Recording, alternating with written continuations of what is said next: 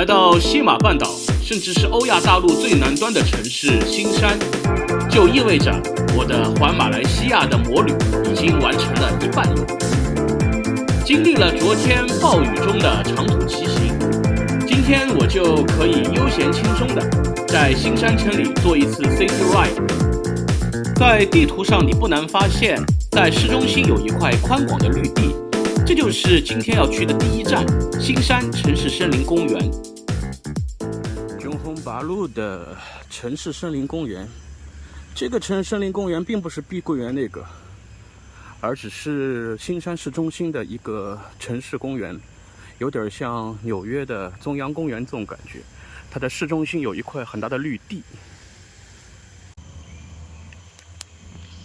它不会乱跑啊，意思吧？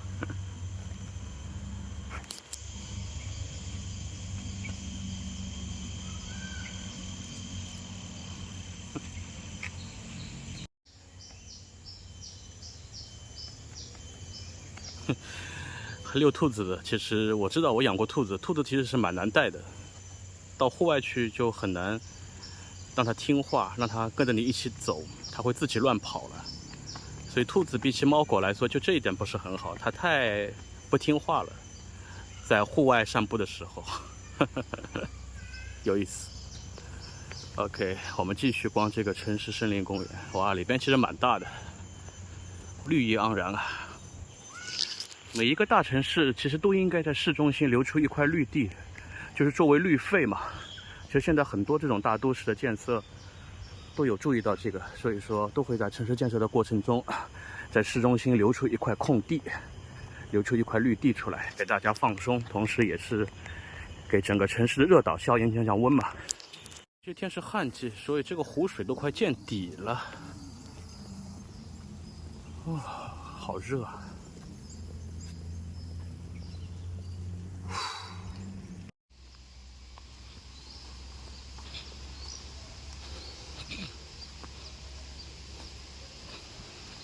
哇，原来这个是一条路，到尽头是一条大蜥蜴啊，有点意思。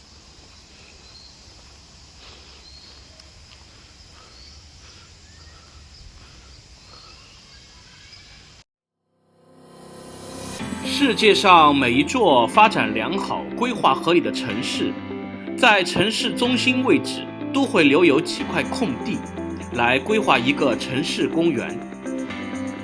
这最著名的例子就是纽约的中央公园，当然也包括我以前经常去的上海。在上海的人民广场附近也有许多宽阔的城市绿地。虽然这是我第一次来新山，但新山这座城市的基础建设和城市规划给我留下了非常好的印象。你驾上摩托，可以非常轻松、快捷、方便地到达城市的每一个角落。那么新山除了这些新的城市建设之外，也有非常多的历史文化古迹带我们去探访。这就是新山著名的地标建筑阿克巴清真寺。哇，现在是正午1点钟啊，太阳有点猛烈。虽说它是清真寺，但感觉这个风格很有欧洲的建筑风格，甚至是有点法国巴洛克的这种味道。当然我对建筑学不是很懂啊，随口这么一说。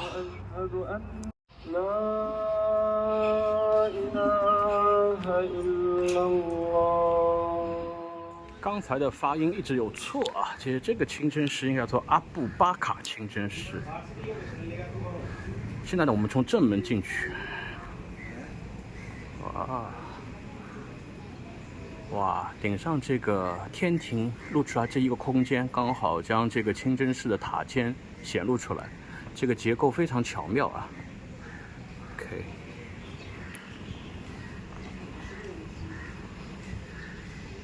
刚才网上查了一下啊，他们说这个建筑风格其实是类似于维多利亚式风格的，所以说果然我的直觉没有错，它不像是那种传统的伊斯兰教的那种阿拉伯式的清真寺，而是有点欧洲风格在里边。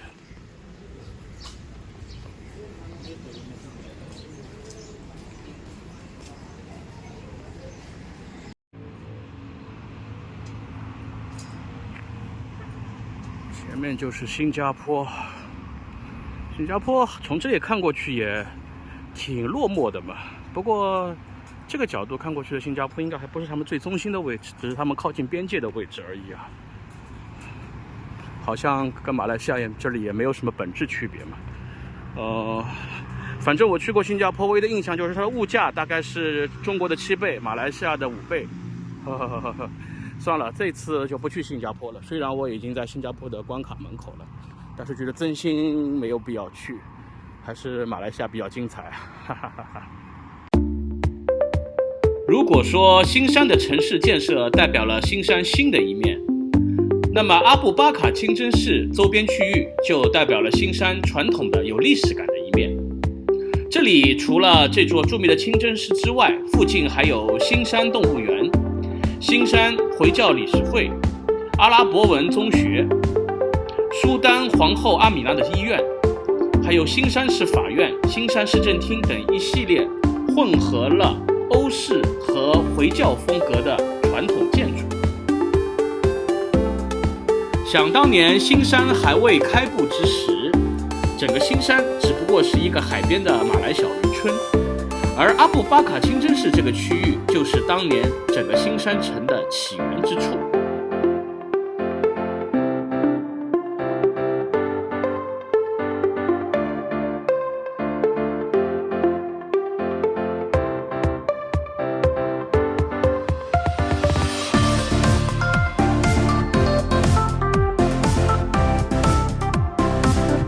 随后我就驾车前往新山的城中坊区域。城中坊区域不但是整个新山传统的商业中心，同时呢，它也是每一个想从新山坐火车去新加坡的乘客的必经之处。因为新山城中坊的这个商厦背后就是著名的新山火车站。新山市里最不缺的就是各类大型购物商场。我在谷歌地图上随便这么一搜 shopping mall 就出来10多个 shopping mall， 要照槟城到现在为止也只有3个 shopping mall 罢了。哦哟，这是他们最市中心的，叫做叫什么来着？一下子想不起来了。这个城中坊转了一圈，本来以为里边有什么美食可以走，但是不是很无聊的美食，就是很贵的那种。哎呀，还是吃一个德州炸鸡吧。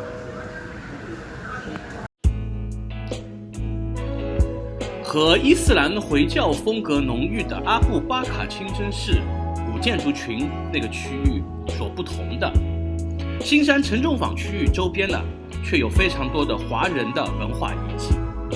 比如说著名的陈旭年街和新山古庙都在城中坊周围。那么前面我们也说了，新山在未开埠之时只是一个海边的马来小渔村。那么说起开埠这件事，居功至伟的，我觉得就是我们新山的华人前辈们。其中最著名的就是一位叫做陈开顺的华人先驱。这位陈开顺呢，当年拿到了柔佛州的华人港主的这个港契，就把新山城和新山城市的这个港口区域呢，就很好的开发起来。同时，他也不满足于只在新山靠近新加坡的这边海港区域进行开发，他同时呢，又在柔佛州的内陆呢，开辟了胡椒以及甘蜜的种植园。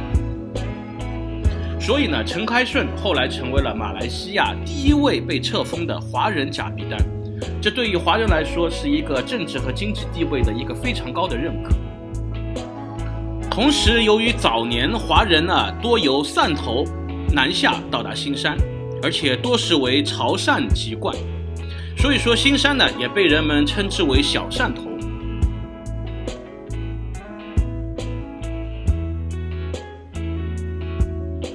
新山城中坊区域这个地方不但是整个柔佛的商业中心，同时呢也是整个柔佛州的交通枢纽中心。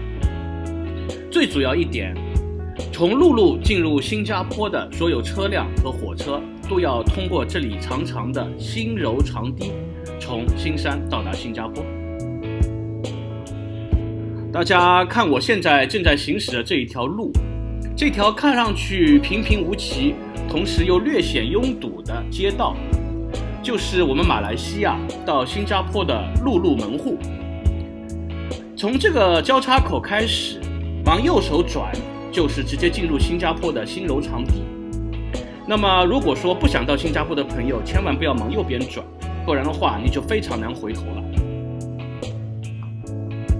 在刚才那个路口左转，我们就上了新山的绕城高架高速路。那么这条高速路通往的是我们新山最大的购物中心，叫做 Mid Village， 也就是古中城。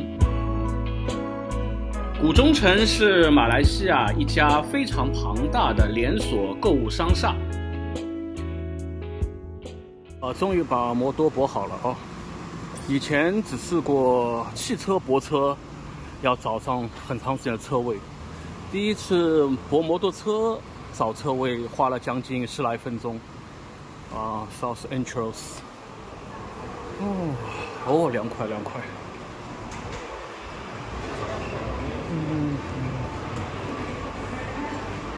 这里只是 South Court， 前面还有 Central Court 和 North Court， 就是说整个商场有3个中庭，有南、中、北3个中庭。哇！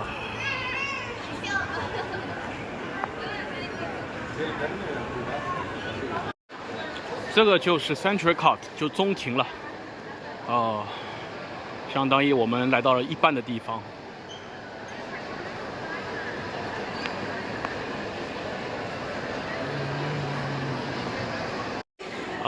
这里就是北庭 North Court。我看了一下时间，从南边的入口进来到最北边的入口，差不多是7分钟时间，而且是什么也没有逛，只是一直走路罢了。哇，已经逛了整整1小时了，还没完全逛完。我还以为就4楼，我还以为就5楼，5楼上面还有6楼。哇，外面下雨了。好在商场里，不然像昨天一样淋得落汤鸡一样。古中城这样的高档商场里还能吃到8块钱一份的杂菜饭，还是不错的。Tomorrow， 在新山市中心我又过了1个夜。第2天一早呢，我就打包行李，再次驾上摩托。今天呢，我们要到一个叫做伊斯坎达公主城的地方。在地图上看，这个地方似乎离新山市区不远，仿佛它就是新山的一部分。但其实它是一座独立的城市，它是我们新山特地规划出来的一个行政新城，有点类似于吉隆坡附近的布城。这个地方呢是新山城的城郊，叫做伊斯干达公主城。这个大门口呢还是很复古的，但实际上呢里边是一个非常新的一个新城区。里边去看一下哦。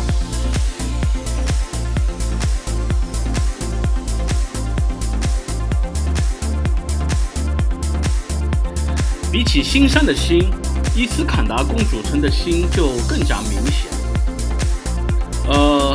实话实说，我觉得伊斯坎达公主城这附近的城市规划和整个区域的这种氛围呢，并不是让我特别感到喜欢。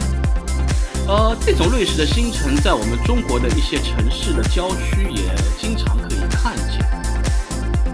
对这种过分强调功能性和实用性的城市规划，我并不能说它有什么不对，只是对于我一个路过的摩旅客来说，它的风景和它的建筑就多少有点乏善可陈了。其实呢，今天我会到这里最主要的目的呢，是通过这个地方去到我的下一个目的地，也就是那个著名的大家都非常感兴趣的新山森林城市。这里就是伊斯干达公主城的中心广场，然后呢，后面是那个著名的公主城的清真寺，然后前面这个楼呢，现在好像变成了柔佛州州政府的所在地了。一个大型的一个圆形广场啊。好热好热，拍完照赶紧离开喽。整个柔佛州的经济发展有目共睹，但与此同时呢，它的一些城市规划和新城建设并不都有完美的效果和结果。在近10年的经济高速发展泡沫和各方势力的博弈之下，也催生出了一些争议非常大的项目，比如 famous 或者说 infamous 的碧桂园森林城市。那么我这个人对待任何事情都喜欢眼见为实，面对网络上各种各样的评论和议论，我觉得我既然来到了新三，那么碧桂园森林城市这个地方我是一定要去拜访一下的。那么下一期我们就在碧桂园森林城市见，我们去亲眼看一看这座中国和大马合力开发出来的房产建筑史上著名的所谓的鬼城。